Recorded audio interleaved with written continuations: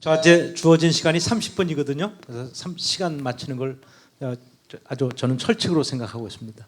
그래서 발표의 순서는 처음에 지방이라는 것이 무엇인가, 그 다음에 우리 한국인의 식단은 어떤가를 간단하게 보고, 그 다음에 우리 오늘 세미나의 주제인 지방에 대한 오해 편을 여러분들한테 말씀드리고, 결론 부분에서 이런 것들을 얘기하고, 이제 부록 부분을 제가 넣는 이유는 제가 자료를 만들어 가지고 의사 선생님들한테 미리, 저는 한 세미나를 하게 되면 한 2, 3주 전에 강의 자료를 먼저 만들어요. 그래가지고 보내드립니다. 그래 보내드렸더니 의사 선생님들이 축산물에 항생제하고 호르몬제가 상당히 걱정이 됩니다. 그리고 또 그래서 제가 그 부분을 자료로 이렇게 대체해서 이 부분을 간단하게 좀 말씀드리도록 하겠습니다.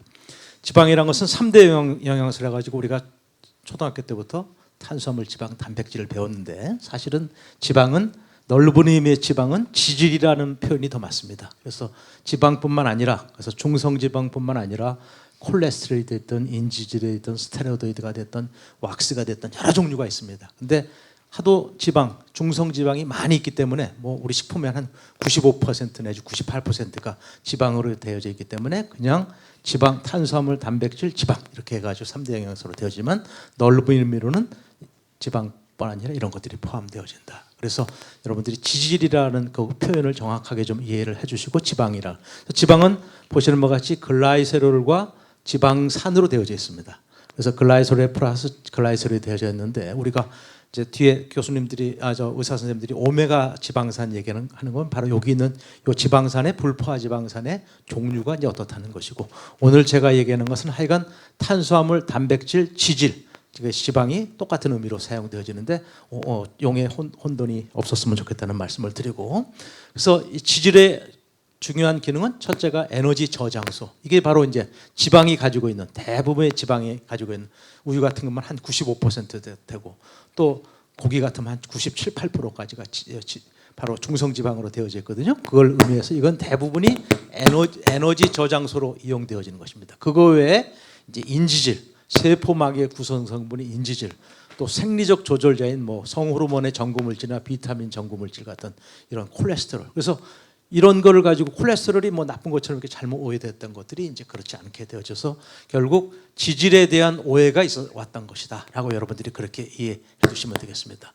그래서 우리가 축산물에서 여기 오리고기, 소고기, 돼지고기, 닭고기를 가지고 예를 들려면 여기 지방이라고 표시 이렇게 되게 되어져 있는데, 사실은 지질이라는 의미로 이해해 주시고, 함량이 27.6%부터 이렇게, 그래서 부위별에 따라서 지방의 함량가 차이가 있기는 하지만은 하여간 이런 정도를 차지하고, 여기 보게 되면 당질이라고 표시되어 있는 탄수화물 부분입니다. 거의 0.1g 내외다. 다시 얘기하자면 거의 없다. 탄수화물이 거의 없다라는 것으로 이렇게 여러분들이 이해해 두시고, 그렇게 해가지고 보시면 되겠습니다. 그렇다면 우리 한국인의 식단의 경우에는 이런 것들을 어떻게 먹고 있느냐 하는 것입니다. 여기 보시게 되면 연령별에 따라서, 나이 연령별에 따라서 남성의 경우에는 여기 보시는 것 같이 2240kcal를 우리가 적정 에너지 섭취량하고, 여성의 경우는 1800으로 되는데, 남성은 상당히 과잉돼서 먹고 있습니다. 또 여성은 너무 적게 먹고 있습니다. 그래서 많이 먹는 것, 적게 먹는 것도 문제이지만은 더더욱 문제가 되는 것이 바로 탄수화물의 함량, 지방의 함량입니다. 우리 보건복지부에서 탄수화물은 여기 보시는 것 같이 55 내지 65입니다. 상당히 높습니다. 그 다음에 총 지방은 15 내지 30입니다. 그래서 제가 축산물 발효원리기 연구회를 하면서 가장 첫 번째로 중요하게 해야 될 것이 이 적정 비율을 조절하는 일. 다시 얘기하자면 탄수화물을 좀 줄여주고 지방을 높이는 일을. 그래서 영양학자들과 이런 모임들을, 정기 모임을 통해서 이걸 줄이기 위한 운동을 지금 하고 있습니다. 이것이 첫 번째이고, 그 다음에 이제 우리 의사 선생님들하고 같이 하려고 하는 것이 바로 그 에너지 중에서 지방, 여기 보시는 것 같이 지방으로 공급되어지는 양을 늘려야 되는 것입니다. 그래서 우리 남녀 모두 지방 섭취율이 매우 낮습니다. 그러니까 남자든 여자든, 남자는 에너지 섭취량이 조금 과잉되어져 있고 여자는 조금 적게 되어져 있지만, 그것도 문제이지만 그 다음에 중요한 것이 바로 그 중에서 지방이 차지하는 섭취 비율이 너무 낮다는 것입니다. 그래서 여기 보시는 바와 같이 빨간 걸로 표시되어져 있는 것인데, 그래서 이 높이는 일은 이제 우리 의사 선생님들하고 제가 앞으로도 계속 해야 될 일이라고 생각하고, 이거는 이제 영양학자들의 의사 선생님들 도움도 필요하지만 영양학자들과 해가지고 보건복지부를 통해서 저 표를 개정하는 작업을 다음번에 꼭 할 수 있게 지금 제가 노력을 하고 있습니다. 자, 본론으로 들어가겠습니다. 여러분들 잘 아듯이 지방은 비만의 주범이냐라는 것이 이제 첫 번째 우리가 이런 저지방 도구마의 프레임이었습니다. 1961년에 앤셀 키스 박사가 연구 결과를 여러 나라의 것들을 가지고 같이 연구 발표를 하면서 로우 팻 다이어트, 지방이 낮은 식이를 먹어야 된다라는 걸 제안하게 되어집니다. 그래서 사실은 이게 나중에 이제 최근에 밝혀진 거는 이걸 잘못 오도해가지고 잘못되어진 것이 결론이 났는데, 그 당시에는 이렇게 되었습니다. 그래가지고 그 후에 바로 고탄수화물 이런 시기가 확산이 되어지게 된 계기입니다. 그래서 1960년대 초에 이것이 제기가 되어지고, 미국이 1980년도에 바로 USDA에서 이것을 갖다가 채택을 하고, 그래서 보시는 것 같이 아래쪽에 빵 같은 거 이런 거 탄수화물이 되고, 야채를 포함하고 그다음에 축산물 중에 우유, 치즈, 고기 같은 것들이 위쪽에 이렇게 되어집니다. 그러므로 해가지고 결국 어떻게 되냐면 레드미트의 사용량이 이렇게 미국의 경우에도 쭉 줄게 됩니다. 레드미트가 몸에 해롭다 그래가지고, 그러면서 탄수화물이 쫙 이렇게 늘어납니다. 그래서 1980년도에 USDA에서 로우 팻 다이어트를 권장하게 됩니다. 첫 번째로 권장했더니 그때서부터 여기가 뭐예요? 바로 비만율입니다. 비만율이 이렇게 급격하게 이렇게 완만하게 되어지다가 이것이 급격하게 돼요. 여러분들 미국 가보시거나 또 언론에서 봐보게 되면 비만 환자들이 가장 많은 이유는 바로 하이 카보하이드레이트, 로우 팻을 먹게 함으로 해가지고 그래가지고 이런 일이에요. 그러니까 가장 선진국이라는 나라가 그런 일들이 벌어지게 됨으로 해가지고 이렇게 비만 환자들이 많이 했다. 그래서 비만 원인이 식이지방이 아니고 탄수화물이다라는 것입니다. 자, 이것을 이제 영양 생리학적으로 보시게 되면 여러분들 어려워할 것 없습니다. 저 송경일 교수 마이크 중단한다니까 제가 겁이 나서 그러는데, 여기 보시는 것 같이 탄수화물을 높게 하고 지방을 낮게 하게 되면 당연히 탄수화물을 많이 먹으니까 소화에서 글루코즈의 함량이, 포도당의 함량이 늘어나겠죠. 포도당의 함량이 늘어나면 당연히 췌장에서 인슐린이 분비됩니다. 근데 이 인슐린이라는 호르몬은 어떤 호르몬이냐면 갖다 저장해 주는 호르몬입니다. 그래서 지방 합성이 쫙, 그래서 지방의 지방 합성량이 당연히 늘어나는 겁니다. 그래서 아주 이거는 그래서 이렇게 늘어나니까 비만 및 대사성 질병이 돼요. 아주 상식적인 선에서 여러분들이 이해할 수가 있습니다. 자, 그다음에 이제 그렇게 해가지고 보시는 바와 같이 이런 고지방 저탄수의 열풍이 일어나게 됐습니다. 여기 우리 홍 작가님 와 계시나 모르겠는데 저기 MBC 스페셜로에 해서 우리 홍 작가님의 도움을 주셔가지고 이런데 바로 이 고지방 저탄수화물의 열풍이 불기 시작했습니다. 그래서 그것은 벌써 오래전부터 있었던 것입니다. 오래전부터 있었던 것인데 탄수화물 함량을 이렇게 줄이고 지방의 함량을, 단백질과 지방의 함량을 느끼는데 특히 지방의 함량을 높인 것이고, 이것이 이제 LCHF, LCKD, 여러 가지 애킨스 다이어트, 우리나라에서는 황제 다이어트라는 말로 더 많이 쓰이죠. 그렇게 해서 이것이 오래전서부터 벌써 1920년대서부터 되어지던 것을, 그래서 간질 등 많은 질병에서 치료식으로 썼던 것. 이것이 우리 보통 사람의 경우에도 단기간에 체중 감량에 아주 효과적인 그러한 다이어트로 소개되어졌습니다. 여기에 가장 기본은 포도당이 아니라 케톤체다. 지방을 많이 먹게 되면 케톤체라는 물질, 여기 아세토, 아세테이트, 베타 하이드록시 비우트레이트, 아세톤이라는 세 화합물이 많이 만들어지거든요. 얘네들이 효과를 발휘해가지고 케톤체로서 기능을 해가지고, 이것이 이제 일부 반대하는 학자들은 저 케톤체가 몸에 해롭다. 근데 저희 생각은 어느 일정 수준까지는 몸에 아주 좋은 물질이다. 그것이 높아지게 되면 물론 안 좋겠죠. 그래서 어렸을 때부터, 생애 초기부터 이 케톤체의 대사가 활발하게 우리 몸속에 있던 것입니다.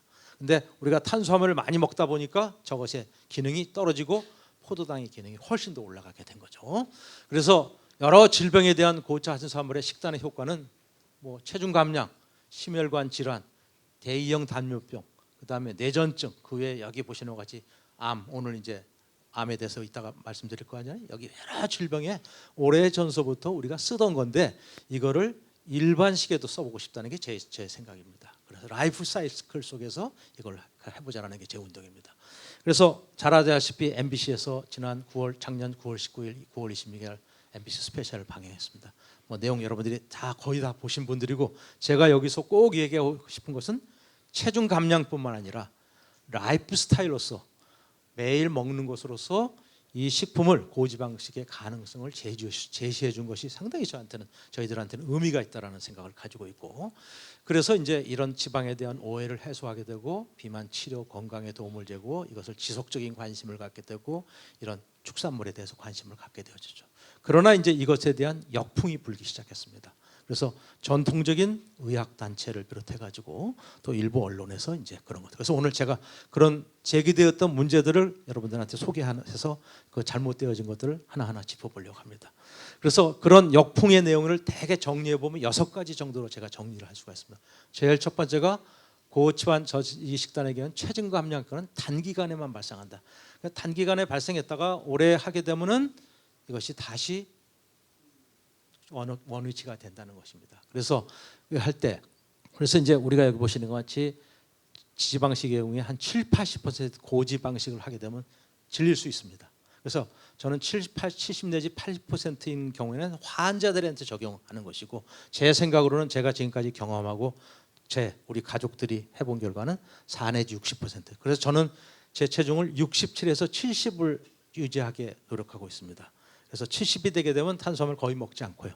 그 다음에 67이 되게 되면 탄수화물을 조금 먹고, 그래서 이렇게 해가지고 제 체중을 유지하려고 하거든요.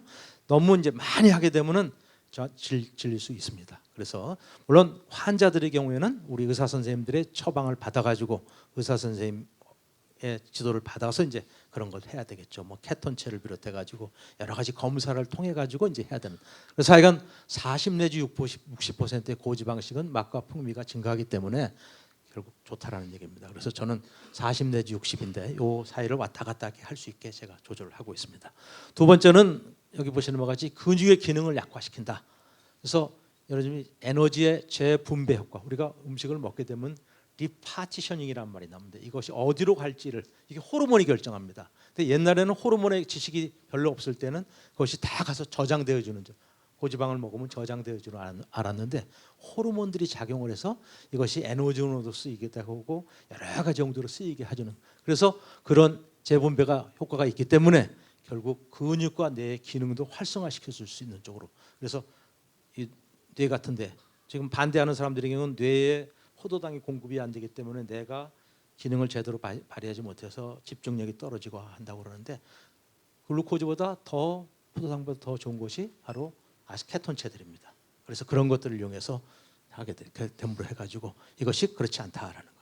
그래서 2, 3일 정도 그런 부작용이 나올 수 있다는 거 저 인지하고 있습니다. 그러나 그것만 잘 지나고 나면 괜찮다. 세 번째가 이제 이걸 장기간 지속하기 어렵다라고 얘기하는데, 저는 여기 보시는 바와 같이 아까 케톤체 당뇨병 시에 이 정도 되어집니다.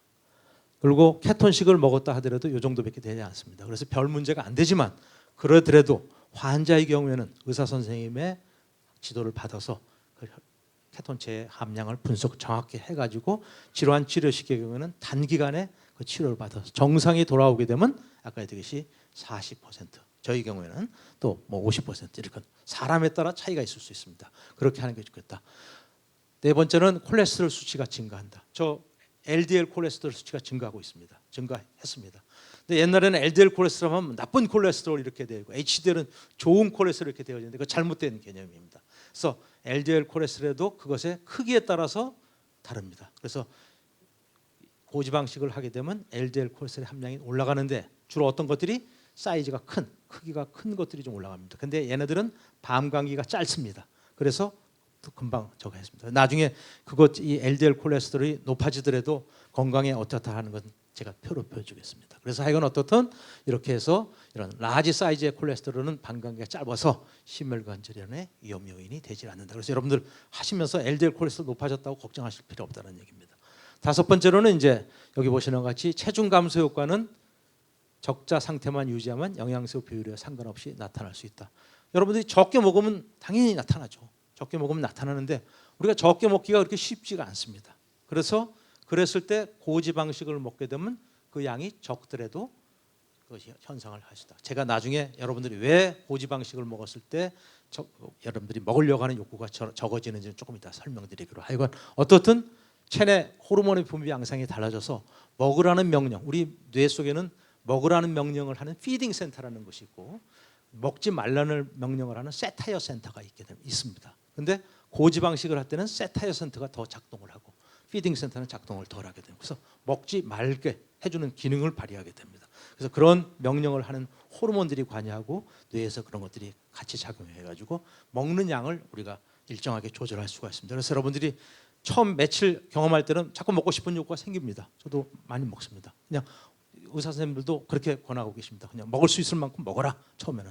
근데 저절로 우리 몸 쪽에서 아까 얘기한 피딩 센터, 세타이어 센터가 작동하고 호르몬들이 작동해서 먹는 양을 조절해 줍니다. 근데 탄수화물은 그렇지가 못하다는 것이죠. 마지막으로 이제 소변량이 과하게 증가해서 체내 수분이 줄어들어 탈수 및 저혈상 당연히 일어납니다. 그래서 저는 제 차에다가 물을 항상 실어놓고 댕깁니다. 그래서 먹고 싶을 때 물 먹고 저 아침에 저희 집 사람이 저는 학교에 일찍 나오거든요. 한 6시 반이면 학교를 나오는데 우리 집 사람이 해주는 게 뭐냐면 채소 싸주고 거기에 고기랑 계란이랑 이렇게 싸주고 과일 조금 싸줍니다. 그러면 제가 차 타고 운전하고 오면서 아침 식사를 대용으로 그걸 합니다. 그때 꼭 반드시 먹는 것이 바로 물. 물 먹으면서도 우리는 김치 같은 거 평상시에 많이 먹잖아요. 여기 보시는 것 같이 소금간이 되어지는 걸 많이 먹기 때문에 물만 여러분이 섭취하고 채소 같은 거 여러분이 섭취한다고 하면 이 문제도. 그래서 이 6가지 문제를 제기되었던 문제를 저는 충분히 해결할 수 있다고 보고요. 그래서 그것을 이제 생리적 생화학적으로 증명을 해보게 되면 로우 카보하이드레이트, 하이팻을 먹게 되면은 이것을 먹게 되면 간에서 이와 같은 현상이 일어나 가지고 케톤체를 많이 생성해요. 요 케톤초가 아까 얘기한 아세토아세테이트, 베타 하이드록시 뷰틸레이트, 아세톤 같은 것들인데 얘네들이 근육의 에너지원으로 사용되어집니다. 그러니까 아까 얘기했듯이 카보하이드레이트를 많이 먹었을 때는 포도당이 많아져 가지고 인슐린이 많이 분비해서 지방 합성이 되던 것이 반대로 이것이 없어지게 되고 이것이 생겨서 케톤체가 많이 생겨서 이 케톤체가 가서 근육에 가서 이용되죠. 그래서 축적된 지방 이효를 높여 가지고 체내 축적 지방을 감소시켜 주는 그러한 기능을 발휘해요. 그래서 여러분들이 이제 비만이 줄어들게 되는 거죠. 자, 그다음에 두 번째가 이제 지방간, 간에서의 기능입니다. 하이팻 다이어트를 먹게 되면 칼로리가 정상 범위이면서 여러분들이 고기를 많이 먹으면서 그냥 밥도 많이 먹고 뭐 또 아이스크림 먹고 이렇게 되면 아무 효과 없습니다. 고기를 많이 먹으면서 탄수화물 줄이고 단 거 주게 되면은 결국 여기 보시는 것 같이 열량이 제한된 경우 이게 바로 그 얘기입니다. 간으로 운송된 지방이 케탄체로 변화되어 가지고 지방간을 줄여주고 그렇게 해서 간 내 지방 과다 현상을 막아줘서 지방 독성을 감소시킬 수 있다라는 얘기입니다. 그래서 그냥 고기 많이 먹으라니까 고기 많이 먹고 탄수화물 많이 먹고 설탕 많이 먹고 이러지 말라는 얘기입니다. 자, 그다음에 바로 고지방식 섭취는 골격근 내 변화가 일어납니다. 그래서 여기 보면 식이 지방이 간에서 베타 옥시데이션을 통해서 케톤체가 만들어지고 이 케탄초가 바로 근육에 가서 에너지원으로 사용되어짐으로 해가지고 포도당이 아닌 케톤체를 이용해서 에너지사를 함으로 해가 체내 축적 지방이 당연히 감소되어지겠죠. 그러면서 활력 있게 우리가 근육을 잘 이용할 수 있게 되는 것입니다. 자, 그다음에 이런 것이 이제 섭취 시에는 지방 조직 내 변화입니다. 그래서 여러분들이 보시는 바와 같이 포도당을 많이 먹게 되면 인슐린이 약간 많이 분비되어 나오는데 하이팻 다이어트는 포도당이 부족하고 인슐린이 부족하게 됩니다. 그럼 인슐린이 적게 분비되어지니까 저장하는 기능이 없어집니다. 저장 기능이 없으니까 지방에 있던 지방을 지방산과 글리세롤로 바꿔줘가지고 에너지를 에너지원으로 쓰고 케톤제로 쓰이고 그래가지고 되어지는 것입니다. 그렇게 해서 지방 조직의 감소가 일어납니다. 그러면 지방에는 렙틴이라는 호르몬이 분비됩니다. 제가 서울대학에서 내분비학이라는 걸 강의를 하고 있습니다. 그래서 이제 조금 어려운 개념이 나오는데 바로 렙틴이라는 호르몬이 바로 지방에서 분비되어지는 호르몬인데 얘가 가서 이제 뇌에 가서 전달 역할을 해주는 것인데 이것이 분비량이 줄어들게 됩니다.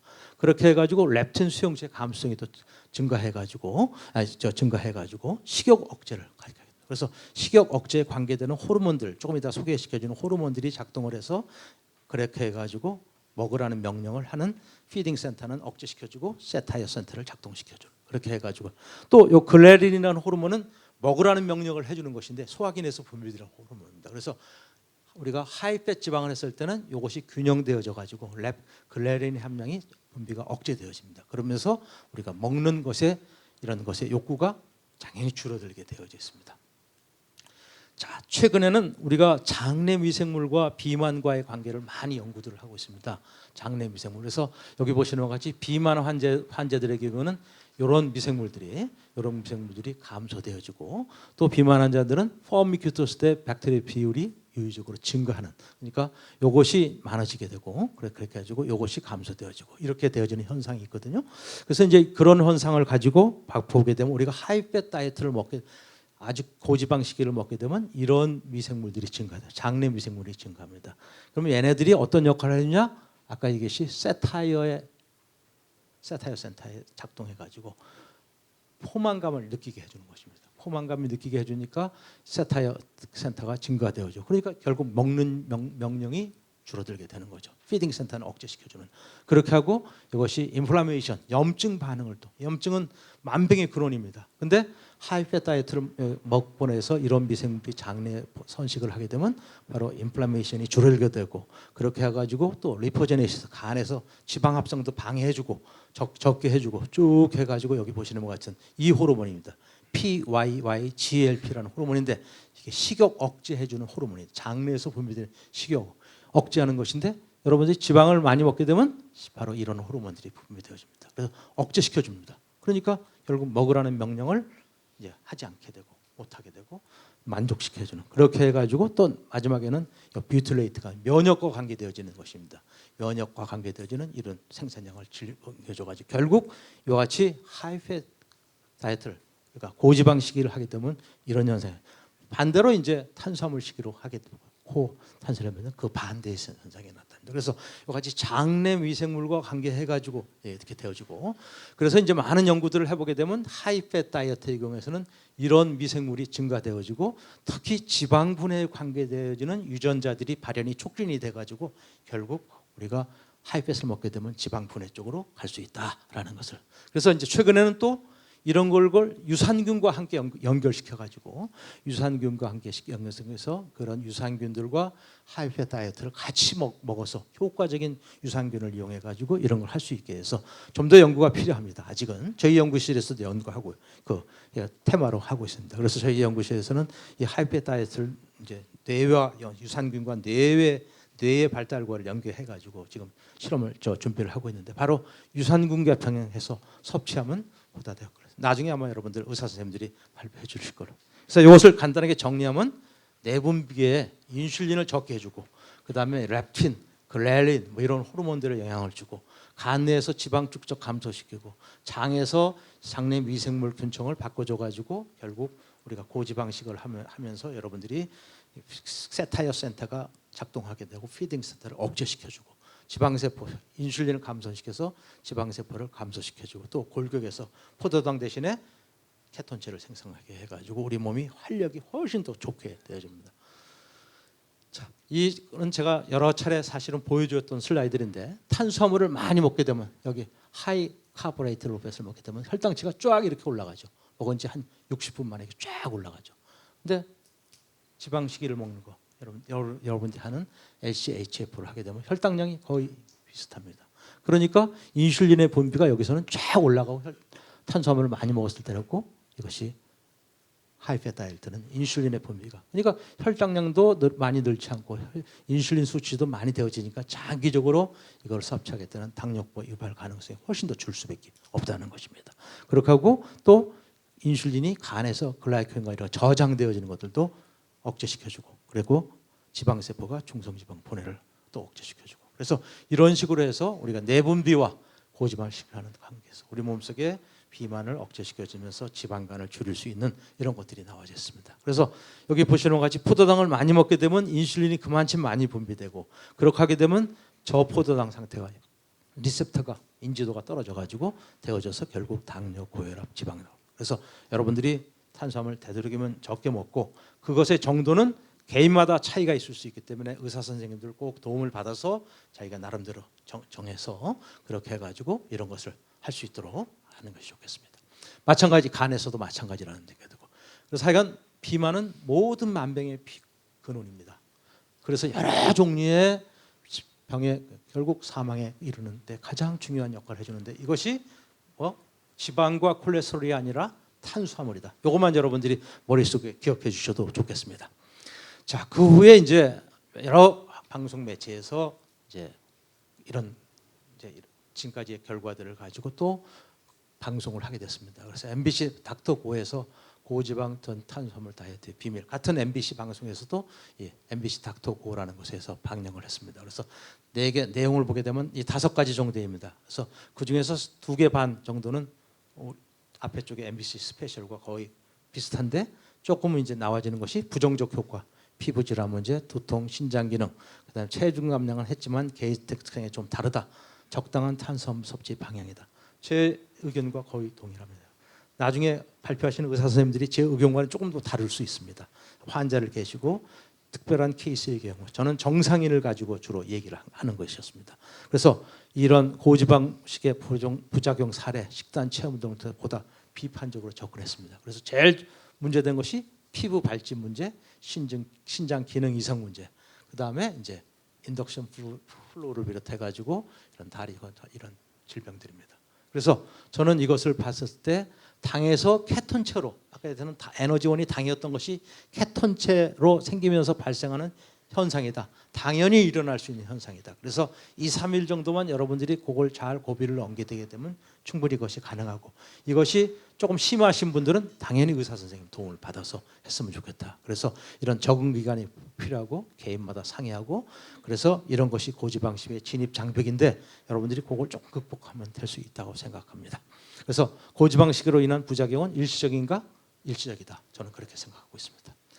자, 그래서 여기에 이제 고지방식 올바른 이유와 실천 방향을 나름대로 방송에 우리 정윤석 원장님께서 여기 아마 가셔가지고 고군분투하신 걸로 제가 그 프로를 봐서 알고 있는데, 근데 상당히 저는 우리 정윤석 원장님이 제대로 말씀해 주셔가지고 많은 부분 이해됐다고 생각합니다. 그래서 여기에 결론을 보게 되면 지방 단독은 무죄이다. 여기에다가 이제 다른 걸 막 받고 탄수화물 먹고 당 이런 거 먹고 이렇게 되면 이제 문제가 되겠죠. 내용을 파악하고 고지방식을 해라. 그래서 개인마다 조금 다를 수 있으니까 그렇게 해라. 적정량 섭취, 60 내지 70 섭취 이게 정상적이냐 아니냐는 우리가 조사를 해봐야 된다. 그래서 저는 40% 정도 정상적인 사람의 경우에 50% 정도를 하고 또 어떤 분들은 60 내지 70을 권하기도 하고 그래서 이건 개인마다 차이가 있고 의사 선생님 도움을 받아서 여러분들의 적정량을 한번 해보는 것이 좋겠다. 그렇게 되었어요. 그래서 여기 보시기까지 적정 탄수화물과 지방의 섭취를 하도록 그래서 이런 것들이 적당한 탄수화물 제한식 실천 또는 사이클 고지방식 저는 사이클 고지방식을 하는 것에 속하겠죠. 그래서 저는 다른 병은 없기 때문에 그런 식으로 유도하고 있습니다. 자, 이후에 이제 그런 것들을 우리가 다시 자꾸 부정적인 것이 나오기 때문에 우리 MBC 스페셜에 다시 12월 26일 날 MBC 스페셜로 해가지고 지방누명의 구 오해와 진실 해가지고 이런 프로가 나왔습니다. 그래서 의학단체에서 반대 성명이 나와지고 그래서 우리 홍 작가님이 걱정이 되셔가지고 저한테 찾아오시고 그래서 여러 가지 제가 그런 논문들을 드리고 같이 디스커션을 하고 거기에 나와졌던 장점이 3가지 정도의 쟁점이 있었습니다. 첫 번째가 심혈관 질환에 문제가 있다. 하게 되면 두 번째로 건강의 불균형을 초래한다. 세 번째로는 지속 가능한 식이요법이 아니다라는 논쟁으로 이제 복합했습니다. 그래서 거기에 의사 선생님들과 균형식이다라는 선생님들과 그렇지 않은 선생님들이 토론을 통해서 유도할 수 있도록 상당히 페어하게 하려고 노력했다는 것을 우리가 알 수가 있었습니다. 거기에 이제 문제 제기된 것 중에서 균형식이라고 할 수 있겠는가라는 관점에서 이제 하고 그다음에 심혈관 질환을 유발하고 이 애킨스 다이어트를 만든 애킨스 박사마저도 고지방식이 때문에 심장병으로 돌아가셨다는 잘못되어진 것이 되어져 있어 그런 걸 갖다가 이제 심장 질환으로 돌아가지 않았다는 걸 거기 이제 인터뷰를 통해서 밝히면서 3가지 쟁점에 대해서 얘기했습니다. 자, 그래서 여기 보게 되면 고지방식 심혈관 질환에 야기하는 것이 절대 아니다라는 것이 나왔습니다. 그래서 아까 제가 얘기한 걸로 제가 대처하겠는데 이 고지방식은 질환과 관련이 있지 않다라는 것이고 그 다음에 영양소 불균형을 초래하는 것이다라는 얘기를 하는데 처음 2, 3일 내에는 부작용 케톤증을 유발하기 때문에 아까 얘기했듯이 할 수 있습니다. 그러나 이걸 잘 극복해가지고 하게 되면 별 문제가 없다. 대리 장기적으로 체이상을 일으킨다는 증거는 없고 오히려 체내사를 도와주는 역할을 해준다. 그 다음에 장기적으로 가능한 다이어트인가? 저는 장기적으로 가능한 다이어트라고 생각합니다. 그래서 처음에는 자기가 다이어트를 제대로 하려고 하면 그냥 고지방식이만 하면 좋겠죠. 그러나 오랫동안 하게 되면 이제 질릴 수가 있습니다. 그래서 이렇게 단계로 나눠 가지고 자기에 맞게 이렇게 하는 것이 그래서 미국이나 스웨덴 같은 데는 이러한 고지방식을 라이프 스타일로 하려고. 그래서 우리 가장 목표도 우리 의사 선생님들과 제가 하려고 하는 것이 이게 라이프 스타일로 해가지고 매일 그렇게 실천하는 이런 쪽으로 운동을 하려고 합니다.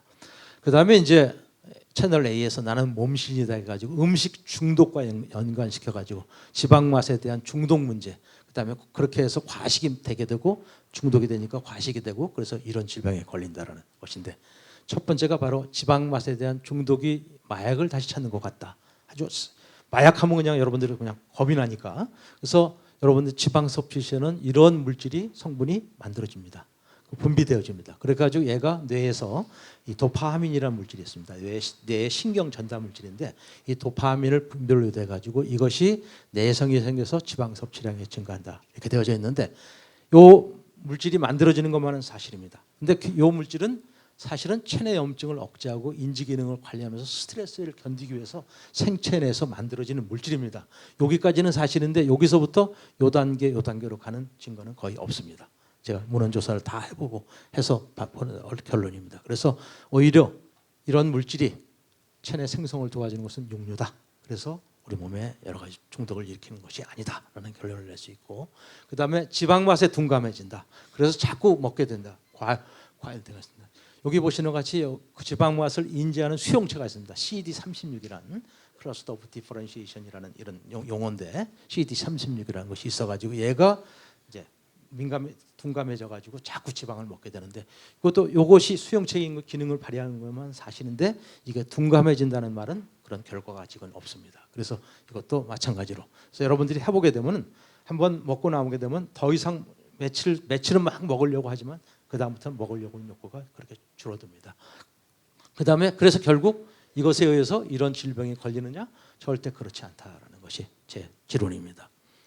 자, 그 후에 이제 바로 채널 A의 먹거리 X 파일에서 또 바로 이런 쟁점을 드렸습니다. 그래서 그거 하나하나 해야 돼요. 제일 첫 번째가 이제 LDL 문제입니다. 저도 LDL이 높아지고 있고, 여러분 여기서 고지방식을 하시는 분은 거의 90% 이상이 LDL 높아지는 걸 경험하실 겁니다. 그렇게 돼서 LDL이 높아지는 건 아까도 얘기했듯이 크기가 큰 것들이 많아지는 거기 때문에 밤감기가 짧아가지고 훨씬 더 심혈관에 부담이 적게 되어진다. 외국의 사례를 보게 되면 문헌을 가지고 봐도 LDL 콜레스테롤이 80mg 여기 해서부터 쭉 증가함에 따라서 총 사망률이 감소합니다. 그 다음에 전뇌졸중 감소합니다. 뭐가 증가하느냐? 관동맥 질환. 다시 얘기하자면 협심증과 심근경색이 일부 증가하는 것만은 사실이고요. 사실인데 총 사망률을 이렇게 봤었을 때 다른 질병들이 훨씬 더 억제되어지기 때문에 이것이 늘어나도, 그래서 LDL 하면 콜레스테롤 하면 여러분 나쁜 콜레스테롤이 아니라는 얘기죠. 평형이 문제입니다. LDL과 HDL의 평형이 문제고 그렇게 되어진다고 여러분들 꼭 좀. 두 번째로 장기적으로 지속이 어렵다. 다시 이 현상이 나타난다. 그렇지 않다라는 거 제가 앞에 쪽에서 여러 가지로 설명을 드렸죠. 그 다음에 포도당은 공급을 중단하기 때문에 인전응고가 주일에게 결핍되어진다. 포도당 공급이 줄어들기 때문에 분명히 뇌로는 포도당이 적게 갑니다. 그러나 아까 얘기했듯이 여기 보시는 것 같이 케톤체, 여기 그 중에서도 베타 하이드로시 뷰틸레이트나 아세테이트, 우리 성경 교수님이 영어 쓰지 말라고 그러는데 이 물질들이 바로 뇌의 신경세포 사멸을 방지해 주는 물질입니다. 그래서 뇌를 훨씬 더 발전하게 해주고 발달하게 해주고 이것이 오래 갈 수 있게 해주는 그런 물질로 작용하기 때문에 절대 그렇지 않다는 얘기입니다. 또 무기력증, 소화불량 등의 문제 단기적으로는 일어날 수 있습니다. 그러나 여러분들이 물을 잘 먹고 채소를 잘 먹고 일부 쪽 과일, 좋은 과일을 잘 먹으면서 그런 것을 조절할 수 있다. 자, 그래서 제가 제안하는 것은 식단 제한은 LCHF 식단의 핵심은 체중 감소, 과식 억제 효과 있고 이런 것에 의해서 정상화되어 주시고 이런 것은 분명히 효과적인데 반드시 뭘 하라? 의사 선생님들의 지도 감독하에 해라. 그래서 무조건 고기만 먹는다. 저는 그렇지 않아야 된다고 생각합니다. 충분한 양의 채소나 여러 가지 영양소들, 나중에 영양소 얘기들도 나와집니다. 그래서 이런 것들을 섭취하라. 천연 지방을 되도록 첨가물 데워진 것을 먹지 마라. 그 다음에 당의 섭취는 최소화시키는 게 물론 그건 못 먹을 수는 없겠죠. 뭐 먹다 보면 할 수 없이 먹어야 되는 경우가 있죠. 그 다음에 지방 비율이 과하게 높지 않게 장기적으로 할 수 있도록 하기 위해서 여기 정윤서 원장님이 쓰신 책이 있습니다. 건강한 지방을 먹자 해가지고 어떤 지방을 먹어야 돼. 저도 초창기 때 이 책 선생님이 선물해 주셔가지고 제가 읽어보고 상당히 하는데 어떻든 전문의사의 지도 감독에 각 개인의 건강 상태에서 따라서 적절한 신탁을 하는 것이 좋다. 그래서 이 비율을 어떻게 하는 것이 좋겠는가 이제 하는 것이에요. 학자마다 다를 수 있겠고 개인마다 물론 다를 수 있습니다. 우리 초기 인류는 이와 같이 탄수화물을 극히 적게 먹었어요. 사냥을 통해서 고기만 먹었던 시절입니다. 그래서 이렇게 높았습니다. 우리가 구석기 시대 때 우리 인류의 평균 수명이 33세입니다. 신석기로 딱 넘어가자마자 신석기 시대는 바로 뭐냐? 곡물을 많이 먹게 되니 이게 20세로 확 줄어듭니다. 그러면서 면역력이 확 떨어져가지고 평균 수명이 그렇게 줄게 되고 아주 많은 질병들에 바로 이때는 우리 선조들이 건강했었던 시절입니다. 그랬다가 현대에 되면서 이렇게 되어지고 우리 한국인, 미국인, 우리 제가 제시하는 거는 40대 20, 40. 이거 정답 아닙니다. 그래서 사실은 한의협회에 이런 것을 우리 팀들이 이것의 적정량이 얼마인가를 가지고 이렇게 하려고 했었는데 뭐 잘 안 됐다는 소식이 저한테 들려왔었습니다. 하여간 어떻든 이렇다는 얘기입니다. 자, 결론은 지방의 적이 지방 건강의 적이 절대 아니다.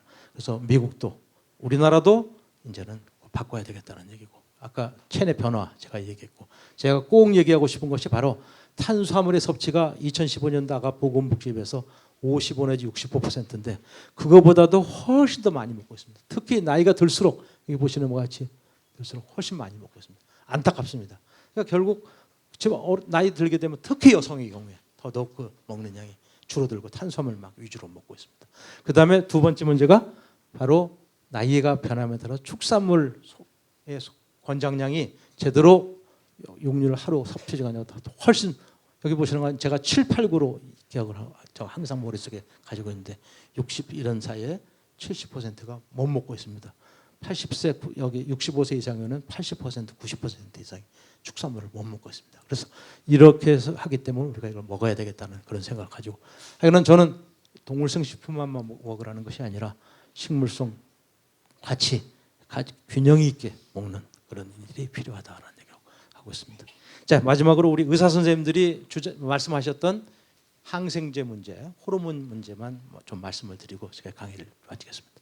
우리 축산 분야에서도 여기 80년, 90년대까지는 고기 생산 많이 하고 우유 많이 생산하려고 노력했습니다. 그런데 지금은 안전한 축산물, 친환경 축산물을 만들려고 노력을 하고 있습니다. 그래서 친환경 안전 축산물을 만들려고 노력하고 있고, 그래서 이제 오래전서부터 사실은 여러분들이 이제 항생제 걱정들을 많이 하고 있습니다. 저희 여동생도 작가인데 저한테 항생제 범벅이 된 고기를 왜 자꾸 먹으라고 그러냐고 저한테 해가지고 제가 이제 걱정을 많이 해서 얘기를 해줬는데 바로 이런 항생제를 사용해가지고 여러 가지 문제 있다는 걸 잘 인지하고 있습니다. 그런데 우리 국가가 국가잔류 검사 프로그램을 1991년도 도입해가지고 많은 양의 샘플링을 해가지고 항생제가 잔류되어 있는지 않는지를 검사를 다 합니다. 또 그것도 모자라서 2007년부터는 아예 무항생제만 하는 그런 농가들을 해가지고 인증제를 하고 있습니다. 또 2011년부터는 배합사료 공장에서 항생제를 쓰지 못하게 해놨습니다. 그래서 성장 촉진용 항생제는 쓰지 못하게. 질병이 걸리면 할 수 없이 써야 되겠죠. 그렇게 하고 그 질병이 걸린 것의 경우에도 수의사 처방을 해가지고 여러분들이 약사 처방을 받아서 여러분들이 약물을 먹듯이 수의사 처방을 받아가지고 하고 있습니다. 그래서 그렇게 해가지고 첫 번째가 국가잔류검사구는 91년도부터 국가가 법으로 만들어가지고 각 지역에서 잔류검사를 합니다. 그래서 여기 보시는 것 같이 모니터링 검사 11만 도 정도, 이게 4, 4분기입니다. 그러니까 요거의 4배 정도 해면 이제 1년에 요 정도 하는구나 여러분들 아시다시피 11만 도 이상 검사를 저희들이 하고 또 작년에 재작년에 문제가 있었던 그런 농장의 경우는 또 다시 추가로 해가지고 이렇게 해서 작년 4, 4분기 때 15만 1,612도를 해서 375도가 이제 의심되어집니다. 그러면 의심되어지면 요 검사를 가지고 또 정밀 검사를 또 합니다. 얘네들이. 그래서 요 검사를 했었을 때 검사 결과가 보시는 바와 같이 소의 경우 0.39%, 돼지의 경우에 0.26%, 닭의 경우에 0.2%, 염소의 경우에는 한두 0.16%가 요 의심이 있다. 그렇게 해가지고 그것을 가지고 다시 이중 정밀 검사를 하게 됩니다. 그렇게 했더니 항생제의 경우에 조금 나타나고 있습니다. 그래서 여기 보시는 것 같이 0.8% 정도가 나타나고 있습니다. 그래서 이거는 우리 축산 분야에서 고쳐야 될 생각입니다. 여기 농협에 계시는 많은 분들이 이걸 염두에 두셔가지고 항생제 줄여야 됩니다. 아직도 있습니다. 다른 나라에 비해서는 훨씬 우리가 적습니다. 그러나 아직 있는 건 사실이고 이걸 줄이기 위한 노력. 그다음에 합성 항균제도 소량 있고 그다음에 나머지 호르몬제 여러분들 호르몬제 많이 걱정하시는데 이거는 뭐 수십만 두를 해도 0입니다. 그러니까 걱정하지 않으셔도 되고 그래서 그거 외에도 무항생제 인증제를 해가지고 여러분들 중에서 뭐 외국에서 사다 먹는 외국에서 사오는 건 더 우리가 걱정되어집니다. 뭐가 어떻게 되는지 모르나. 그러나 인증이 되어져 있고 배합살에도 되어지고 수의사 처방을 해서 하고 있기 때문에 아까도 얘기했듯이 여러 가지 측면에서 이건 자료로 제가 의사 선생님들 나중에 진료하실 때 참고하시도록 하기가 있었습니다. 그래서 하여간 어떻든 우리가 봤었을 때 호르몬 같은 거는 0%다 이렇게 여러분 말씀드립니다. 자, 이 정도로 해서 제 강의를 마치도록 하겠습니다.